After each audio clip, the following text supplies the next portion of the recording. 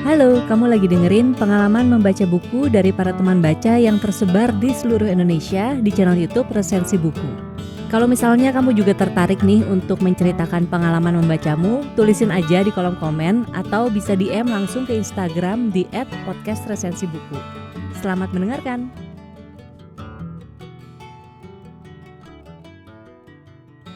Aloha, pada kesempatan ini aku Kendra akan meresensi sebuah novel terjemahan Korea karya Mi Jin-jung yang berjudul Bond.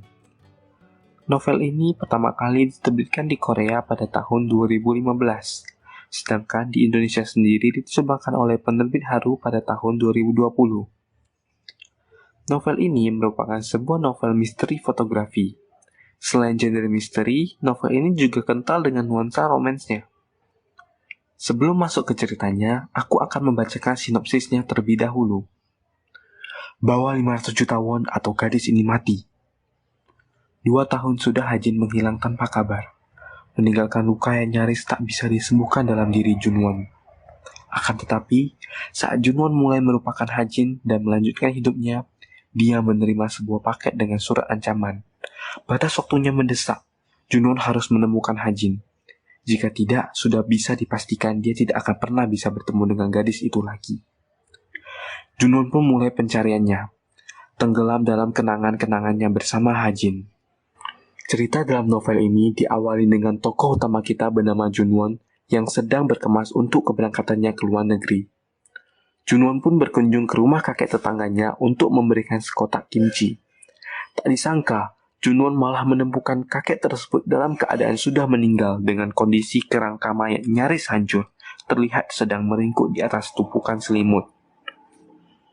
Junwon pun melaporkan hal tersebut kepada polisi, dan mau tidak mau ia harus mengikuti prosedur penyelidikan. Tentunya karena hal tersebut, Junwon terpaksa menunda keberangkatannya ke luar negeri. Demi tidak dicap sebagai tetangga berhati dingin dan tidak peduli, Junwon terpaksa membereskan rumah si kakek yang sebelumnya tinggal sendirian tanpa keluarga. Tidak diduga saat membereskan rumah si kakek yang kini sudah dipenuhi bau tidak sedap, Junwon menemukan sebuah kotak kecil di bawah tumpukan koran yang diselimuti oleh debu. Dan ternyata kotak itu ditujukan kepadanya atas nama penerima Yeon Junwon. Karena penasaran, Junwon pun membuka kotak tersebut. Di dalamnya ditemukan sebuah kartu ucapan dan sebuah CD. Adapun kartu ucapan tersebut tertuliskan kalimat, "Kalau kau tidak datang sambil membawa uang 500 juta won sampai tanggal 2 Juni pukul 4 pagi, maka akan sulit bagimu untuk melihatnya lagi hidup-hidup." Setelah melihat kalimat tersebut, Junwon mengira itu hanyalah candaan dari temannya Jindo. Tanpa berpikir lagi, Junwon pun mencoba memutar CD yang ia temukan. Ternyata, CD itu berisikan sebuah video yang menampilkan sosok wanita yang sedang terikat di kursi. Wajahnya dipenuhi luka dan tampak sangat lemah, seperti sudah dikurung dan dianiaya dalam waktu yang lama. Dalam sekejap, Junwon pun menyadari wanita itu adalah Hajin, mantan kekasihnya, atau lebih tepatnya kekasihnya yang menghilang. Kekhawatiran pun muncul dalam diri Junwon. Ia langsung memeriksa tanggal dan waktunya. Ternyata waktu menunjukkan tanggal 1 Juni pukul 15.53. Sedangkan tenggat waktu yang tertulis pada kartu tersebut adalah tanggal 2 Juni pukul 4 pagi. Dari sini ketegangan pun mulai terasa. Dikarenakan Junwon bagaimanapun caranya harus mendapatkan uang sebesar 500 juta won dalam jangka waktu yang sesingkat itu. Namun, dari mana ia bisa mendapatkan uang tersebut sebelum tenggat waktu yang diberikan? Junwon pun menghubungi temannya yang bernama Jindo, dan mereka melaporkan kasus ini kepada pihak kepolisian. Namun, pihak kepolisian seolah-olah menyepelekan kasus ini. Mau tidak mau, Junwon harus mengambil tindakan sendiri. Alur cerita dalam novel ini menggunakan alur maju mundur. Selagi mengikuti ketegangan Junwon untuk menyelamatkan Hajin, kita juga akan sesekali disuguhkan dengan cerita-cerita masa lalu Junwon. Bagaimana jalinan asmara antara Junwon dan Hajin terbentuk. Kisah romansa mereka berdua berhasil membuatku senyum-senyum sendiri.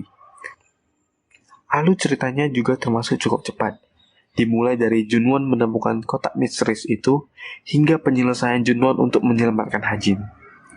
Waktu semakin larut, namun uang yang Junwon miliki masih kurang. Tanpa sengaja, ia menemukan sebuah kartu nama yang bisa memberikan pinjaman uang. Tanpa pikir panjang, Junwon pun mengunjungi alamat pada kartu nama tersebut bersama temannya Jindo. Syarat yang diberikan sang peminjam terlalu tidak masuk akal. Junwon harus menyetujui surat yang berisikan perjanjian penyerahan bagian tubuh jika ia terlambat membayar utang tersebut. Dengan tekad kuat, Junwon pun membubuhkan cap jarinya.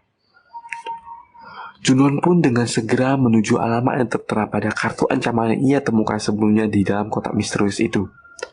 Waktu sudah menunjukkan pukul 22.37. Cerita pun semakin menegangkan saat Junwon mengalami kecelakaan dan jatuh pingsan, padahal waktu terus berjalan. Saat Junwon tersadar, ia berada di sebuah ambulans dan sedang ditangani oleh petugas penyelamat. Junwon pun memaksakan dirinya untuk segera sampai ke lokasi tujuan karena waktu sudah menunjukkan pukul 2.15. Junwon pun tiba di lokasi yang sesuai dengan alamat pada kartu tersebut. Ada sebuah pagar tinggi yang menutupi jalannya. Mau tidak mau, ia harus memanjatnya. Tidak ada tanda-tanda kehadiran manusia di sana. Namun ada seekor anjing hitam ganas yang menghalangi Junwon. Waktu sudah menunjukkan pukul 3:40. Setelah melewati semua halangan, Junwon pun berlari sekuat tenaga ke arah bagian dalam tempat itu. Jarum jam pada jam tangannya terus bergerak sedikit demi sedikit. Pukul 3:57, 58, 59. Benar-benar sepanjang buku ini penuh dengan rasa penasaran dan ketegangan karena waktu yang terus berjalan. Aku rasanya ingin sekali menghentikan waktunya. Hingga di akhir cerita, saat semua misterinya terpecahkan, bagaimana Hajin bisa diculik, dan siapa pelakunya. Aku sampai kehilangan kata-kata. Endingnya membuatku sesak dan sungguh memilukan, menunjukkan betapa besar cinta antara Junwon dan Hajin. Kelebihannya dari novel ini, selain dari ceritanya sendiri yang menarik, juga disisipkan foto-foto yang ada kaitannya dengan cerita, sehingga aku sebagai pembacanya bisa lebih memahami gambaran dari foto-foto tersebut. Ada satu hal yang sangat menarik dalam novel ini. Novel ini mengibaratkan kematian seseorang sebagai jam. Jika jam rusak, berarti pemiliknya mati. Kutipan dalam novelnya seperti ini. Sewaktu kecil, aku juga berpikir bahwa kematian itu sama dengan jam, yang berarti karena tak sempat diperbaiki. Mungkin karena pemilik jam itu malas, atau tidak bisa menentukan waktu yang tepat untuk memperbaiki jamnya. Jika jam pemilik tidak sempat diperbaiki, maka waktu milik orang itu pun akan berhenti, dan orang itu akan ikut mati. Di sisi lain, aku berpikir bahwa kematian yang mendadak karena kecelakaan atau penyakit mungkin disebabkan karena jamnya pecah atau hancur karena bertabrakan dengan sesuatu. Saat membaca kalimat itu, aku pribadi cukup terkesan. Untuk kekurangannya sendiri, bagiku sosok Hajin kurang dijelaskan lebih dalam. Aku hanya mengenal sosok Hajin dari sudut pandang Junwon. Tidak ada sudut pandang cerita dari sosok Hajinnya sendiri. Tapi itu mungkin memang tujuan si penulis untuk membuat sosok Hajin menjadi tokoh yang mengambang. Juga beberapa bagian yang bagiku cukup membosankan saat menceritakan bagian kenangan masa lalu Junwon bersama Hajin. Ya, karena aku merasa penasaran terhadap misterinya, membuat aku ingin tetap terus membacanya hingga akhir. Novel ini aku rekomendasikan banget bagi pembaca yang mau coba memulai membaca novel dengan genre misteri, karena misteri dalam novel ini tidak terlalu memusingkan, dan juga ada genre romansnya, jadi terkesan lebih ringan. Oke, sedikit tambahan, menurutku alasan novel ini diberi judul Bone yang jika diartikan langsung adalah tulang, itu karena dalam novel ini, tulang dijelaskan merupakan sesuatu yang tidak bisa melebur dan menghilang. Tulang akan tersisa selamanya, walaupun puluhan, ratusan, bahkan ribuan tahun terlewati. Tulang tetap tidak akan menghilang seperti cinta antara kedua tokoh, Junwon dan Hajin, yang tidak akan pernah hilang. Jika kamu tertarik dengan novel Bone ini, kamu bisa beli di official store penerbit Haru di Marketplace. Segitu dulu resensi novel Bone karya Mi Jin Chung dari saya. Saya Kendra pamit undur diri.